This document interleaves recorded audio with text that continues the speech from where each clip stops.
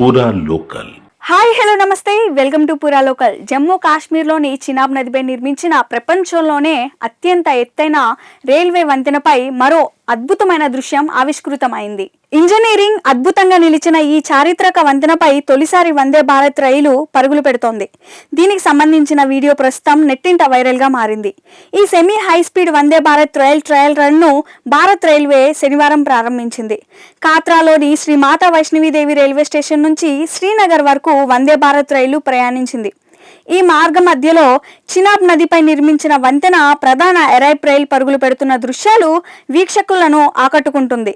కాశ్మీర్ లోయలోని అతి శీతల వాతావరణ పరిస్థితులను తట్టుకునేలా ఈ వందే భారత్ రైళ్లను ప్రత్యేకంగా రూపొందించారు. నీరు గడ్డకట్టకుండా ఉంచేలా అత్యాధునిక హీటింగ్ వ్యవస్థలను ఇందులో ఏర్పాటు చేశారు. కాగా గతేడాది జూన్లో ఈ వంతెనపై రైల్ ట్రయల్ ను రన్ విజయవంతంగా పూర్తి చేసిన సంగతి తెలిసిందే. కాశ్మీర్ ను భారత్లోని మిగతా ప్రాంతాలతో అనుసంధానించేందుకు చేపట్టిన Udhampur to Srinagar, Srinagar to Baramulla railway ప్రాజెక్టులో భాగంగా చినాబ్ వంతెనను నిర్మించారు.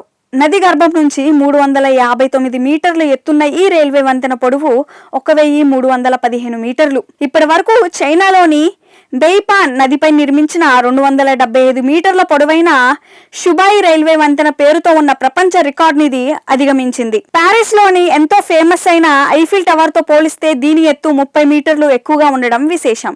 ఇవి ఇప్పటి వరకు ఉన్న అప్డేట్స్. మరిన్ని అప్డేట్స్ కోసం చూస్తూనే ఉండండి పూరా లోకల్.